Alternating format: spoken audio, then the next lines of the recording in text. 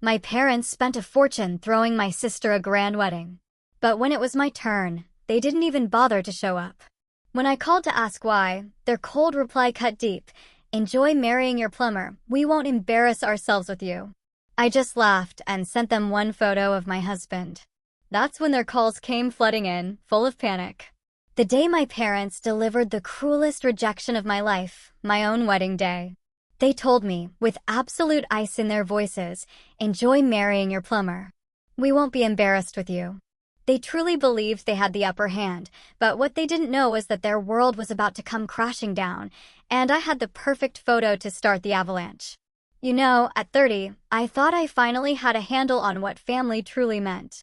Growing up as Kitty Williams, daughter to Boston's biggest real estate moguls, I learned early that appearances weren't just important, they were everything.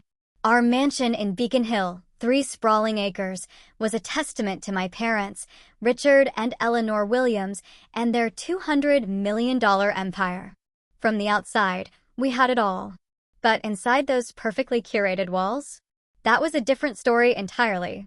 Honestly, I never felt like I was enough. My sister, Sophia, 2 years younger, just effortlessly embodied everything my parents valued. She was naturally graceful, charming, and just got the unspoken rules of high society. "Kitty, why can't you sit properly like your sister?" my mother would sigh during our elaborate dinner parties. "Look at how Sophia speaks to Mr. Johnson. That's how you build connections." I swear I tried. God, I tried so hard. I remember in 3rd grade, I brought home a report card with straight A's, so proud, carefully placing it on my father's desk. "Good job," he muttered, not even glancing up from his computer. The same year, Sophia brought home B's and C's. And you know what happened? They took her out for ice cream, bought her a new dress because she tried her best. That pattern, it just continued. For my 16th birthday, I got a card with $50 inside. 3 months later, for Sophia's 16th, a brand new BMW convertible, gleaming in our circular driveway, complete with a giant red bow. "Your sister is more social," my mother explained, seeing the hurt on my face. "She needs a car to visit her friends. You just go to the library anyway." And she wasn't wrong. I did go to the library. I devoured books, finding comfort in stories instead of the shallow social gatherings my parents dragged us to. My academic achievements kept climbing. I graduated high school valedictorian with a full scholarship to Boston University. My parents actually came to the ceremony, but then left early for a charity gala. "We've already heard your speech during practice," my father said, checking his watch, "and the Williams Foundation is presenting a large donation tonight." College just magnified the disparity. Despite our wealth, they insisted I take out student loans and work part-time. "It builds character," my father lectured. "You need to understand the value of money." Meanwhile, Sophia was at NYU, her daddy account covering tuition, housing, endless shopping sprees, spring break trips to Cancun, and a luxury apartment in Manhattan. I was clocking 20 hours a week at the campus bookstore, maintaining a 4.0 GPA in economics. When my laptop died, it took me 3 months to save for a new one. Sophia mentioned needing a new one during a family dinner call, and my father ordered the latest Apple model with all the upgrades that night. "Your sister is studying fashion marketing," my mother dismissed when I dared to question it. "She needs a powerful computer for her design work."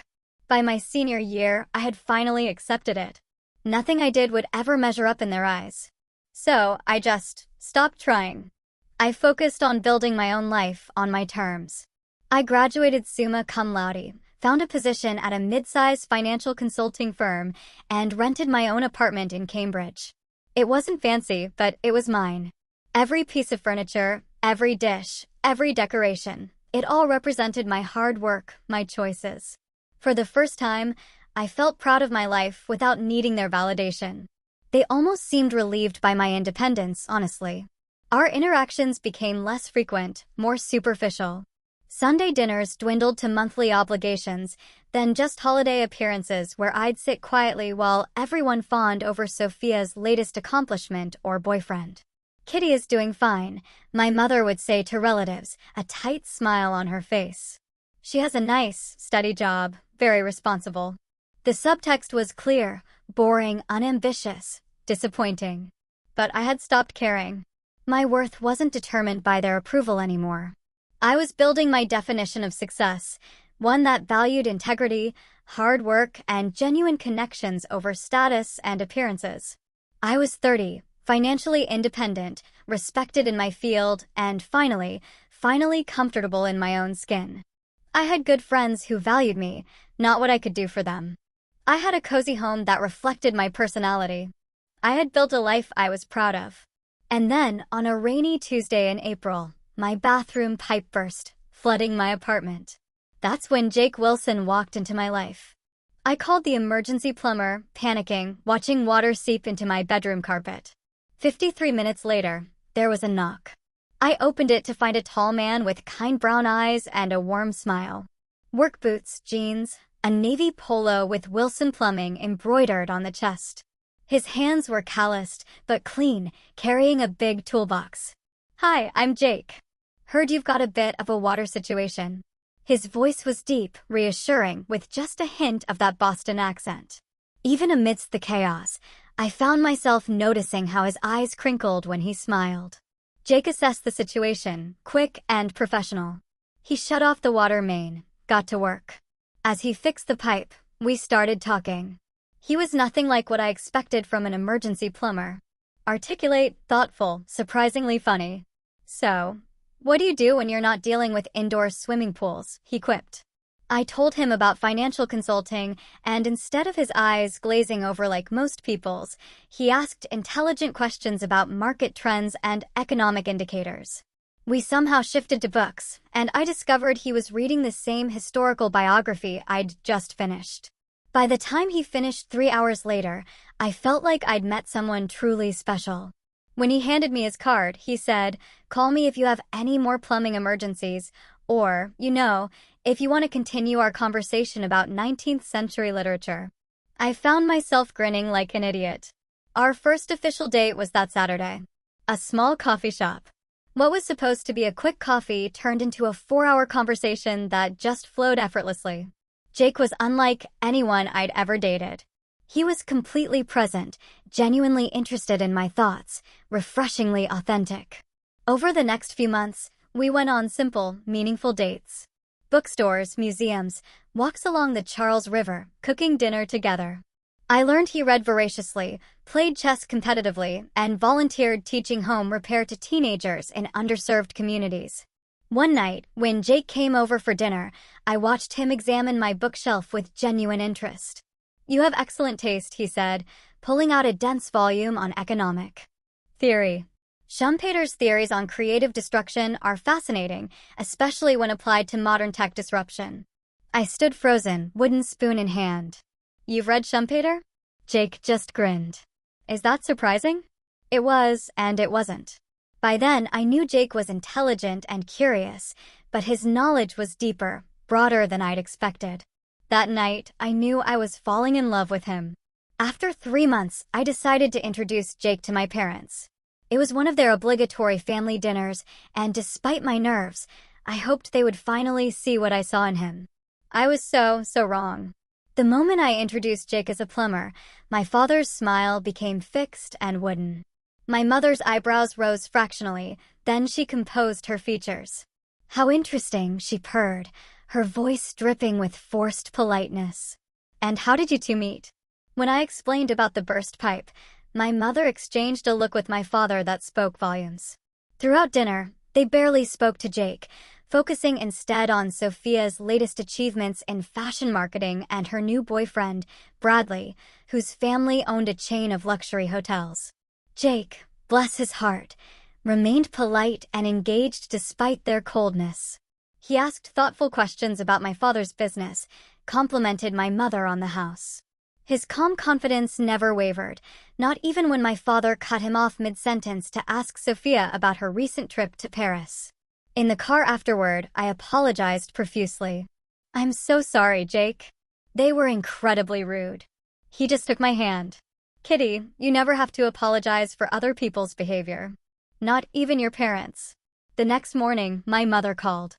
Kitty, darling, you know we want you to be happy, she began, her voice honeyed with fake concern. But a plumber? Really? What kind of future can he provide? What will we tell our friends? Mom, I snapped, Jake is intelligent, kind, and hardworking. He owns his own business, and he makes me happy. That's all that should matter. She sighed dramatically. You've always been stubborn. Just think about what you're doing. You could do so much better. My father was even more direct when he called later. This is just a phase, he said dismissively. When you're ready to be serious about your future, let us know. We have several associates with sons who would be much more suitable. Every subsequent family gathering followed the same infuriating pattern. Jake was either ignored or subjected to subtle digs about his education and profession. My mother would pointedly discuss Sophia's boyfriend, Bradley, and his Harvard MBA. My father would talk about his golf games with CEOs and politicians, looking through Jake as if he were invisible. Through it all, Jake remained completely unruffled. He never tried to impress them or pretend to be someone he wasn't. He simply continued to be the thoughtful, intelligent man I was falling deeper in love with every single day. 6 months into our relationship, Sophia and my parents organized a weekend at our family's Cape Cod house. Against my better judgment, I agreed to bring Jake. The weekend was a parade of microaggressions. My mother accidentally set only 5 places at a 6-person table. My father discussed investment strategies, deliberately using jargon and inside references that completely excluded Jake. Sophia and Bradley openly discussed which European cities had the best shopping, with pointed remarks about the importance of being well-traveled.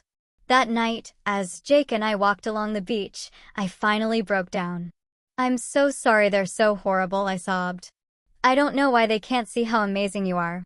Jake pulled me close. They see me exactly as they want to see me, Kitty. It has nothing to do with who I actually am. There was something in his voice, a knowing quality, that made me look up. What do you mean? Jake smiled mysteriously. I have something to show you when we get back to Boston. Something I think might surprise you. The following weekend, Jake invited me to his apartment for the first time. It was a modest but well-maintained building in Somerville. His apartment was neat, surprisingly spacious, with floor-to-ceiling bookshelves filled with everything from classical literature to advanced engineering texts. While Jake prepared dinner in the kitchen, I wandered around, fascinated by his book collection. On his desk, I noticed several technical journals and sketches of what looked like complex plumbing systems, but with unusual components I didn't recognize. Finding anything interesting? Jake asked, coming up behind me with 2 glasses of wine. These diagrams, I said, pointing to the sketches. They look really advanced for standard plumbing. Jake smiled, a hint of nervousness in his expression. That's because they're not standard plumbing. They're designs for a water conservation system I've been developing. He set down the wine glasses and pulled out a chair for me. I haven't been completely honest with you, Kitty. Or rather, I haven't told you the whole story. My heart raced as Jake took a deep breath. I didn't start out as a plumber. I have a degree in electrical engineering from MIT. I worked for 6 years at Talbot Technologies as a senior systems engineer. I just stared at him, trying to process it all. You're an engineer? But why are you working as a plumber? Jake smiled ruefully. The short version, burnout and purpose. I was designing components for military applications, working 80-hour weeks, and feeling increasingly disconnected from any real impact. When my father got sick 4 years ago, I took a leave of absence to help with his plumbing business. And something unexpected happened. He leaned forward, his eyes lighting up. I discovered I loved the hands-on work. I loved solving immediate problems for real people. I loved not being chained to a desk. After my father recovered, I decided not to go back to Talbot. I took over his business instead. Jake stood and walked to a cabinet, pulling out a folder. But I never stopped being an engineer. For the past 3 years, I've been developing this. He handed me the folder, which contained patents and technical specifications for something called the Aqualogic system. It's a smart water conservation system for residential use, Jake explained. It reduces household water consumption by up to 60% without changing user behavior. I've been testing prototypes in some of my clients' homes, refining the design based on real-world use. I looked up from the papers, absolutely stunned. Jake, this is incredible, but why keep it a secret? He sat back down, taking my hands in his. I wanted to prove the concept worked before seeking investors. And honestly, I've enjoyed being underestimated. People see plumber and make assumptions. They don't see the MIT graduate or the entrepreneur. His eyes met mine, now serious. Including your parents.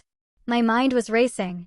So, all this time, you've been running a plumbing business while developing a technology that could change how residential water systems function? You secured a patent last month, and you're in talks with 3 venture capital firms interested in funding mass production. I thought about how my parents had treated Jake. The dismissive glances, the condescending remarks, all while having no idea who he really was. Why didn't you tell them? Or me? I asked quietly. Jake squeezed my hands. You fell in love with Jake the plumber, not Jake the MIT engineer or Jake, the potential tech entrepreneur. That meant everything to me. Tears welled in my eyes as I finally understood what he was saying. Unlike my parents, I had valued Jake for who he was, not what he did or how much money he might make. As for your parents, he continued, I wanted them to accept me for who I am, not what I've accomplished. I didn't want to play into their value system that judges people based on credentials and bank accounts. 2 weeks later, Jake took me to a small botanical garden, one of our first dates. As we walked among the spring blooms, he suddenly stopped and turned to me. Kitty, meeting you changed everything for me. You saw me for who I am, not what I do or what I own. You loved me without conditions or expectations. He knelt down on one knee, pulling a small box from his pocket. I want to spend my life with someone who values character over credentials, kindness over status, and love over appearances. Will you marry me? The ring was simple but beautiful, a sapphire surrounded by small diamonds. Later, Jake told me he had designed it himself. Yes, I said through tears of joy. Yes, I will marry you. That night, as we celebrated with champagne, I asked Jake if we should tell my parents about his background before the wedding. He thought for a moment. I think we should give them one more chance to accept us for who we are. If they can't support our marriage without knowing about my education or business prospects, then maybe they don't deserve to know. I agreed, hoping against hope that my parents would finally see beyond their narrow definitions of success and worth. We'll have a simple wedding, I said. Something that reflects us, not what others expect. Jake smiled. Perfect. Just like you. The day after our engagement, I called my parents to share the news. My mother answered. Hello, darling. How are you? I'm wonderful, Mom. I have exciting news. Jake proposed, and I said yes. The silence on the other end lasted so long, I actually thought the call had dropped. Mom, are you there? Yes, I'm here, she finally said, her voice noticeably cooler. That's quite a surprise. Have you really thought this through? No congratulations. No excitement. Just immediate doubt. Yes, Mom, I've thought it through. I love Jake and we want to get married. Well, she sighed dramatically, I suppose you need to make your own decisions. Your father, and I just want what's best for you. The implication was clear, Jake wasn't best for me. Before I could respond, my mother quickly changed the subject. Oh, did Sophia call you? Bradley proposed last weekend.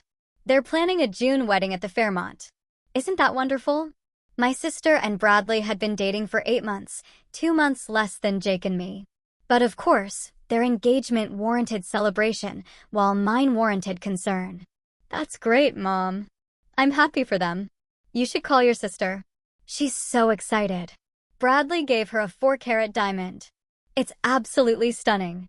I ended the call feeling completely deflated. What should have been one of the happiest moments of my life had been dismissed and overshadowed in less than 5 minutes. Over the next few months, the contrast in how our respective engagements were treated became increasingly obvious and painful. My parents threw an elaborate engagement party for Sophia and Bradley at their country club. 200 guests, champagne fountains, a string quartet, professional photographers, the whole 9 yards, ensuring it would be featured in the Boston social pages. Jake and I received no such celebration. When I asked my mother if they were planning anything for us, she looked uncomfortable. Well, darling, we thought you might prefer something more low-key, given Jake's situation. Jake's situation being that he was a plumber, at least as far as they knew. Actually, Mom, a celebration would be nice. Nothing extravagant, just family and close friends. She patted my hand. Let me talk to your father. Our schedule is quite full with Sophia's wedding planning. Unsurprisingly, that conversation never led anywhere. Instead, all family gatherings became centered around Sophia's upcoming nuptials.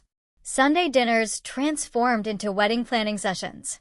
My mother and Sophia discussed flower arrangements, menu options, and seating charts, while I sat silently, my own engagement completely ignored. When I mentioned our own wedding plans, my mother would nod distractedly. That's nice, dear. Now, Sophia, about the bridesmaids' dresses. The most painful moment came during a family dinner when my father announced he had set aside $300,000 for Sophia's wedding. Only the best for my little girl, he said, raising his glass in a toast. I sat frozen, remembering how my parents had reacted when I told them Jake and I were planning a small garden ceremony, followed by a reception at a local restaurant. Well, that sounds economical, my mother had said with a tight smile. I suppose it suits your circumstances. No offer of financial help, no offer to assist with planning, not even an offer to review our guest list. As Sophia's wedding approached, I was included in the bridal party as a bridesmaid, but I felt more like a prop than a sister. At the bridal shower, which cost more than our entire wedding budget, my mother introduced me to her friends. This is Kitty, Sophia's sister. She works in finance and is also engaged. No mention of Jake. No excitement about my upcoming wedding. One of my mother's friends, after several glasses of champagne, was less subtle. I heard you're marrying a handyman or something. How non-traditional of you. The final straw came during Sophia's wedding weekend. The rehearsal dinner was held at an exclusive restaurant overlooking Boston Harbor. As family members gave toasts celebrating the couple, my father stood and raised his glass. Tomorrow, my beautiful daughter marries the man of her dreams, a man with ambition, education, and the right connections to succeed. Bradley, you're exactly the kind of son-in-law we always hoped for. His eyes briefly flicked to me and Jake before returning to the happy couple. The message couldn't have been clearer. The wedding itself was a spectacle of excess. Sophia's dress cost $20,000. The flowers alone were worth more than my car. 500 guests witnessed their vows at Boston's historic Old North Church, followed by a reception at the Fairmont that featured a 10-piece band, gourmet 5-course meal, and a fireworks display over the harbor. Throughout it all, Jake remained gracious and supportive. Even when relatives pointedly asked him about unclogging toilets for a living, or whether he had always aspired to be a plumber. On the drive home, I finally broke down. I'm so sorry you had to endure that. They're being horrible. Jake took my hand. Kitty, I don't care what they think of me. I only care that they're hurting you. We don't need their approval or their money. Our wedding will be perfect because it will be about us and our love, not about impressing people or maintaining social status. I wiped my tears and nodded. You're right. And I can't wait to marry you, whether my parents approve or not. 2 weeks later, I called my parents to formally invite them to our wedding, which was scheduled for the following month. My father answered, his voice distracted. Kitty, I'm heading into a meeting. Can this wait? It will just take a minute, Dad. I wanted to officially invite you and Mom to our wedding. It's on Saturday, August 12th at Riverside Gardens. The ceremony starts at 4. His sigh was audible. August 12th. Let me check my calendar. I heard papers shuffling. We have the charity gala for the Children's Hospital that evening. It's been on our calendar for months. The ceremony is at 4 o'clock, Dad. The gala doesn't start until 7. You could attend both. Another sigh. I'll talk to your mother and get back to you. He never did. When I called again a week later, my mother made vague excuses about scheduling conflicts and promised to try their best to attend. As our wedding day approached, I held on to a sliver of hope that they would show up, that they would finally put their love for me above their social prejudices. Despite everything, they were still my parents, and I wanted them to be part of the most important day of my life.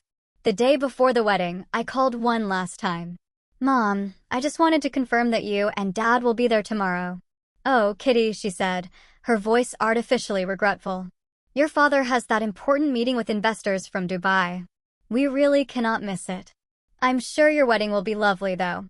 The lie was transparent. There was no meeting. They simply couldn't bear to watch their daughter marry someone they deemed beneath their social standing. "I see," I said, my voice hollow. "Well, if you change your minds, you know where we'll be." I hung up, a strange calm replacing the hurt. I had given them every chance, and they had made their choice.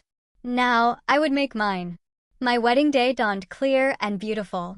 Jake and I had chosen Riverside Gardens, a small botanical garden on the Charles River, for its natural beauty and intimate setting. We had planned everything ourselves, from the simple floral arrangements to the playlist for the reception. The garden pavilion was transformed with white fairy lights, wildflowers in mason jars, and gauzy fabric draped from the wooden beams. It wasn't extravagant, but it was exactly what we wanted.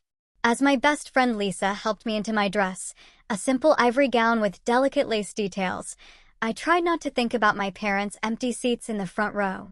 "You look beautiful," Lisa said, adjusting my veil. "Are you okay?" I nodded, forcing a smile. "I'm marrying the love of my life today. That's all that matters." But as the clock ticked closer to 4, I found myself glancing repeatedly at my phone, hoping for a message saying they were on their way. Nothing came. At 3:45, I couldn't help myself. I called my mother's cell phone. It rang several times before she answered. "Kitty, what is it?" "Mom, the ceremony starts in 15 minutes. Are you and Dad coming?" There was a pause, then my mother's voice, cold and detached. "Kitty, we've been through this. Your father and I have other commitments today. But it's my wedding day," I whispered, tears threatening to spill. "And it was your choice to marry him." Her voice dripped with disdain. "Enjoy marrying your plumber. We won't be embarrassed with you." The call ended abruptly. I stared at the phone in my hand, her words echoing in my head. Not just disappointment or disapproval, but active embarrassment. As if my choice of husband reflected poorly on them. As if love were less important than social standing. I sat down heavily on a chair, tears now flowing freely. Lisa rushed to my side. "They're not coming," I managed between sobs. "They're too embarrassed to see me marry a plumber." Lisa hugged me tightly. "Then they don't deserve to be here. Today is about you and Jake, not about them." There was a gentle knock at the door, and Jake's voice called, "Kitty, is everything okay?" Traditionally, the groom shouldn't see the bride before the ceremony, but at that moment, I needed him more than tradition. "Come in," I called. Jake entered, looking so handsome in his navy suit. When he saw my tears, he was immediately at my side, kneeling before me. "What happened?" Through tears, I explained my parents' final rejection. Jake listened, his expression moving from concern to anger to a fierce resolve. "Kitty, look at me," he said gently, taking my hands in his. "Your parents have made their choice, and it's their loss. They will miss seeing their amazing daughter marry someone who loves her completely. They will miss the beginning of our life together, and someday they will regret it." He wiped a tear from my cheek. "But today isn't about them. It's about us, about the life we're choosing to build together. So the question is, do you still want to marry me today, with or without your parents' blessing?" Looking into his eyes, I found my answer. "Yes," I said. "More than anything." Jake smiled. "Then let's not give them the power to ruin our day." He was right. I had spent too many years seeking my parents' approval, measuring my worth by their standards. Today marked the beginning of a new chapter, one where I defined success and happiness on my own terms. I dabbed at my eyes and stood up. "Lisa, can you help fix my makeup? I have a wedding to get to." As I prepared to walk down the aisle, my Uncle Henry, my father's brother and the only family member who had always treated me with unconditional love, approached me. "Your father called me," he said quietly, told me they weren't coming, and asked if I would check on you. I braced myself for more disappointment, but Uncle Henry surprised me. I told him he was making the biggest mistake of his life, he continued. And then I asked if you'd do me the honor of letting me walk you down the aisle. Fresh tears, but this time of gratitude, filled my eyes. I would love that, Uncle Henry. Your Jake is a good man, he said as he offered his arm. Anyone who takes the time to know him can see that. The ceremony was everything I had hoped for. Jake's eyes when he saw me walking down the aisle, the personal vows we had written, the intimate gathering of friends who truly cared about us, it all combined to create a moment of perfect joy. During the reception, I found myself actually grateful for my parents' absence. There was no tension, no awkward conversations, no subtle disapproval casting a shadow over our celebration.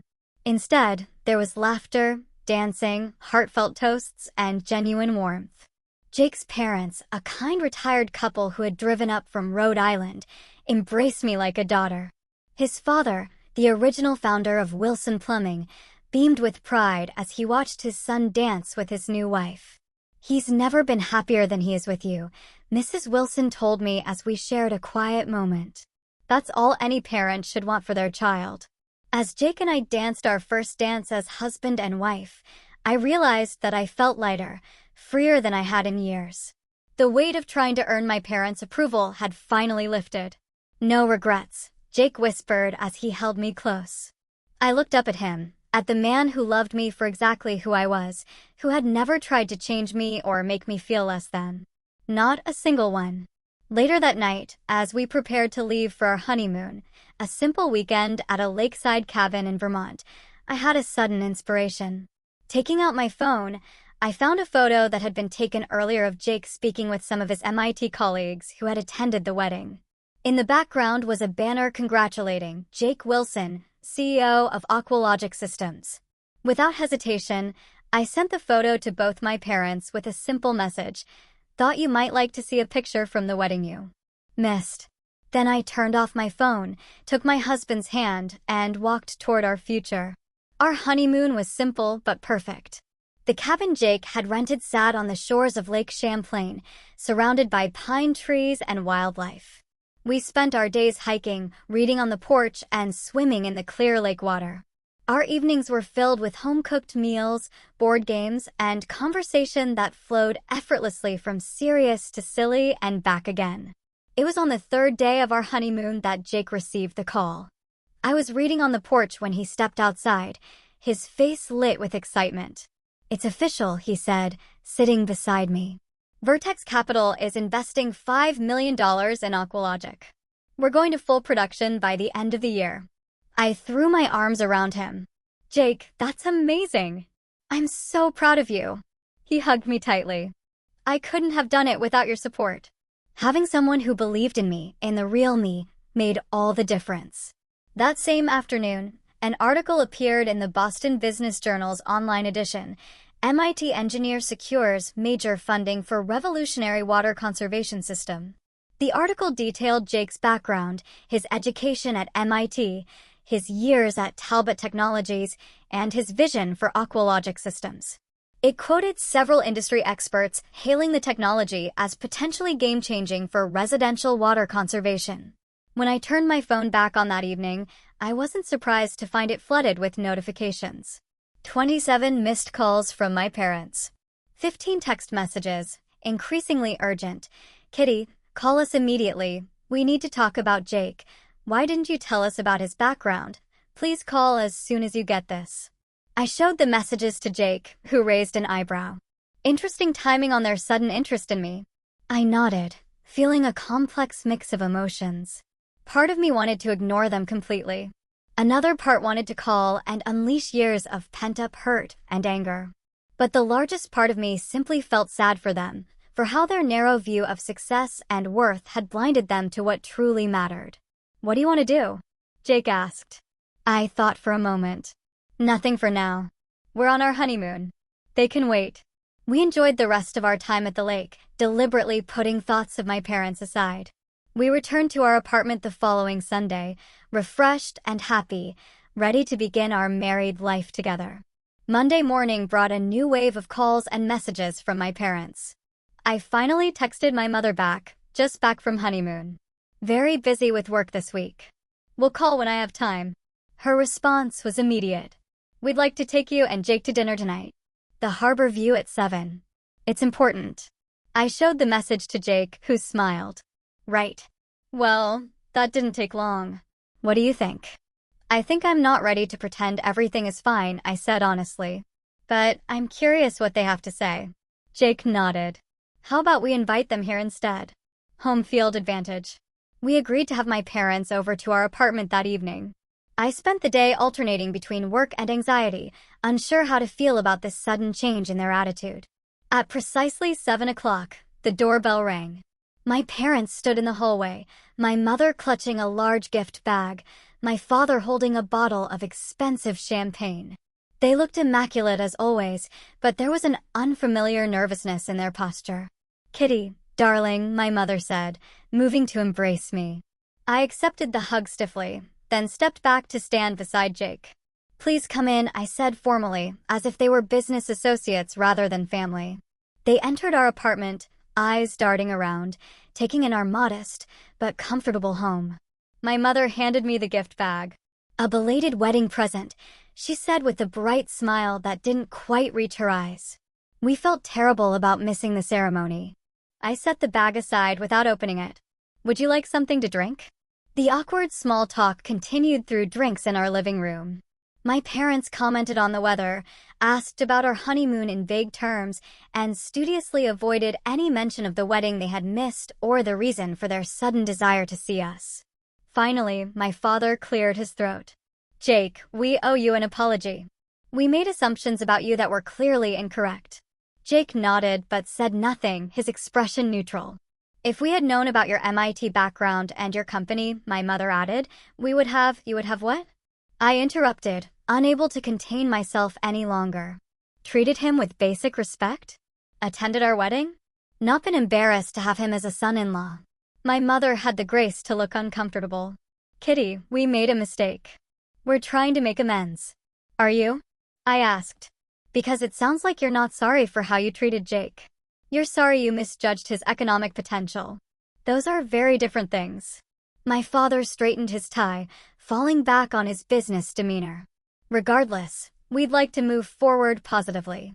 In fact, I've been thinking that Williams Property Development could benefit from Aqualogic's technology in our new eco-friendly apartment complex. Perhaps we could discuss a partnership. Jake, who had been quiet until now, finally spoke. That's an interesting proposal, Richard. But I should mention that Aqualogic just acquired development rights for the Riverfront District project. My father's face went pale. The Riverfront District was a major redevelopment project that Williams Property Development had been trying to secure for years. It represented potentially hundreds of millions in revenue. That's unexpected, my father managed. I wasn't aware your company had diversified into real estate development. Jake smiled mildly. We're primarily focused on water conservation technology, but our investors saw an opportunity to showcase our systems in a large-scale residential project. The Riverfront District was perfect for that purpose. My mother looked between Jake and my father, clearly trying to assess the business implications. Well, perhaps that's even more reason for our families to work together, she suggested smoothly. I had heard enough. Is that why you're here? Because you think Jake can now benefit your business? Of course not, my mother protested. We're here because you're our daughter, and we missed your wedding, and we want to make things right. You missed our wedding because you chose to miss it, I said quietly. You were embarrassed by my choice of husband, based solely on his occupation. You made me feel like I wasn't worthy of the same love and support you gave Sophia. And now that you've discovered Jake has credentials and success that you respect, suddenly you want to make things right. My father shifted uncomfortably. Kitty, business and family are complicated. Sometimes they overlap in ways that aren't easy to navigate. No, Dad. This isn't complicated. This is actually very simple. You and Mom value status, money, and appearances over character, happiness, and love. You always have. I just finally stopped expecting anything different. My mother's eyes filled with tears. Whether genuine or strategic, I couldn't tell. Kitty, please. We made a terrible mistake. We want to be part of your lives. Jake reached for my hand, a silent show of support. I squeezed his fingers, drawing strength from his presence. I think I said carefully that we all need some time. Jake and I are starting our life together. We're building something based on mutual respect, honesty, and unconditional support. If you want to be part of that life, you'll need to demonstrate that you understand and share those values. My parents exchanged glances, clearly not having expected this response. What does that mean exactly? My father asked. It means this isn't a business negotiation, Jake said quietly. It means you can't fix this with expensive gifts or strategic partnerships. It means you need to earn back Kitty's trust by showing genuine change. My parents left shortly afterwards, subdued and uncertain.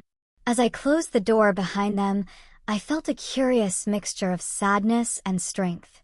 Are you okay? Jake asked, pulling me into a hug. I nodded against his chest. I think so. For the first time, I feel like I stood up for myself with them without needing their approval afterward. Jake kissed the top of my head. I'm proud of you, and whatever you decide about your relationship with them going forward, I'll support you. That night, lying in bed, I realized something important. My parents' rejection had always felt like a judgment of my worth. But now I understood their behavior reflected their limitations, not mine. I could choose to keep giving them the power to hurt me, or I could choose to define my own value based on the life I was building and the love I both gave and received. The choice, finally, was clear. In the months that followed, I maintained limited contact with my parents. Our interactions were civil but distant, like acquaintances rather than family. I stopped expecting them to change overnight and instead focused on healing my own wounds. With the encouragement of Jake and my closest friends, I started seeing a therapist to work through years of conditional love and emotional neglect. Dr. Levine helped me understand that my parents' inability to love unconditionally wasn't because I was unworthy, but because of their own limitations and the values they had been raised with. You can love your parents, she told me during one session, without allowing their judgment to determine your self-worth. Those words became a mantra as I worked to build healthier boundaries and expectations. Meanwhile, Jake's company flourished. Aqualogic Systems launched their first production line of water conservation units, which quickly gained attention for their effectiveness and ease of installation. The Riverfront District project became a showcase for sustainable urban development, featuring aqualogic technology throughout the residential and commercial spaces. My own career advanced as well. I was promoted to senior financial consultant, managing a team of analysts and working with clients to develop sustainable investment strategies. Jake and I bought our first home, a charming colonial in Cambridge, with enough space for the family we hoped to start.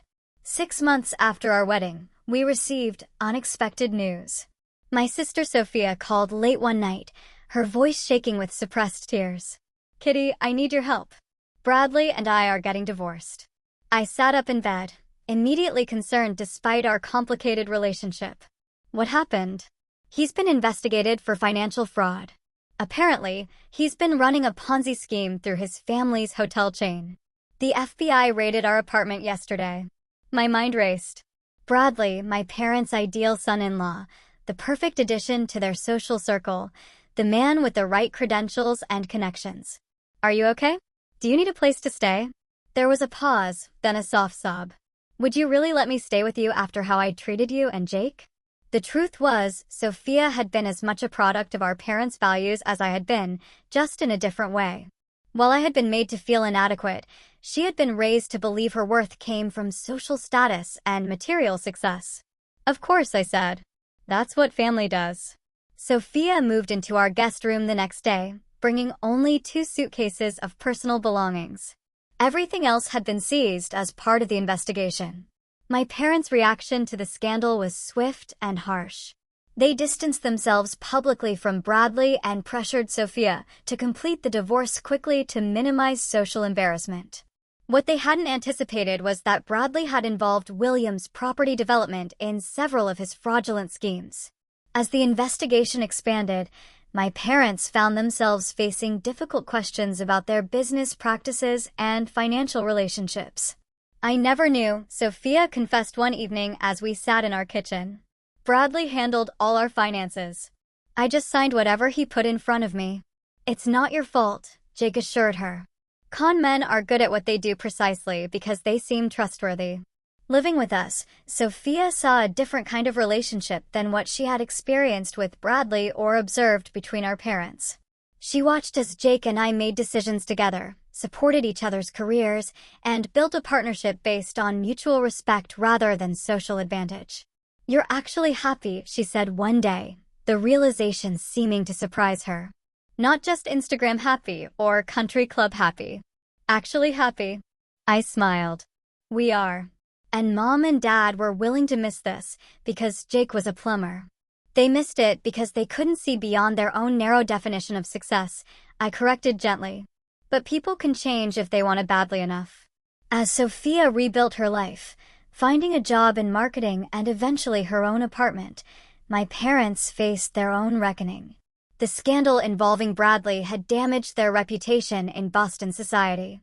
Several of their business associates distanced themselves, and they were forced to sell their Beacon Hill mansion to cover legal settlements. A year after our wedding, my father called and asked if he and my mother could visit. I agreed with cautious optimism. They arrived looking older somehow. The stress of the past year had left visible marks. My father, once imperious and commanding, seemed smaller. My mother's perfect appearance showed cracks in the foundation. "We've been doing a lot of thinking," my father began after we were seated in the living room. "About values, about what really matters." My mother nodded. The people we thought were our friends disappeared the moment we faced difficulties. The social circle we worked so hard to maintain turned their backs on us. "But you," my father continued, looking between Jake and me, "you took in Sophia when she had nowhere to go, even after how poorly we treated you." "That's what family does," I repeated the words I had said to Sophia. "We're learning that," my mother said quietly, the hard way. My father cleared his throat. "We were wrong about everything that matters. Wrong about Jake. Wrong about what makes a successful marriage. Wrong about what makes a successful life. We don't expect forgiveness." My mother added, "We just want a chance to do better. To be the parents you deserved all along." I looked at Jake, who gave me a subtle nod of support. "I can't promise that things will go back to normal," I said carefully, "because the old normal wasn't healthy. But we can try to build something new, something better." The road to reconciliation was long and sometimes difficult. There were setbacks and old patterns that needed to be broken. But gradually, we established a new kind of relationship, one based on genuine connection rather than expectations and judgment. My parents began therapy themselves, working to understand how their own upbringings had shaped their values and behavior. They developed a genuine appreciation for Jake, not just for his business success, but for his character and the way he loved me. 2 years after our wedding, when Jake and I announced we were expecting our first child, my parents' joy was unforced and uncomplicated. "We want to be grandparents who accept and love unconditionally," my mother said, tears in her eyes. "The kind of grandparents we should have been as parents." As I look back on our journey, I realized that what seemed like the worst rejection actually set me free. It forced me to define success and happiness on my own terms, to build relationships based on authentic connection rather than social advantage. Jake and I established a scholarship fund at MIT for students from working-class backgrounds who want to pursue engineering degrees. We named it after Jake's father, who had taught his son that honest work of any kind has dignity and value. My parents, in their own way, found a new purpose. They downsized their business to focus on affordable housing initiatives, working to create homes for families regardless of social status or income level. Sophia found her own path as well, starting a nonprofit that helps women recover financially after leaving fraudulent or abusive relationships. As for me, I finally understood that my worth was never determined by my parents' approval or by social status. It was always there, waiting for me to recognize and claim it for myself. If you've ever felt judged for your choices or measured against someone else's standards, remember this: sometimes the people who judge you most harshly are the ones who understand you least. Live your life according to your own values, not someone else's expectations. True happiness comes from being authentic, not from seeking external validation. Have you ever had to stand up for your choices against family pressure? How did you handle it? Share your story in the comments below. I'd love to hear from you. And if this resonated with you, please like, subscribe, and share to help others who might be struggling with similar situations. Thank you for listening. Take care and good luck.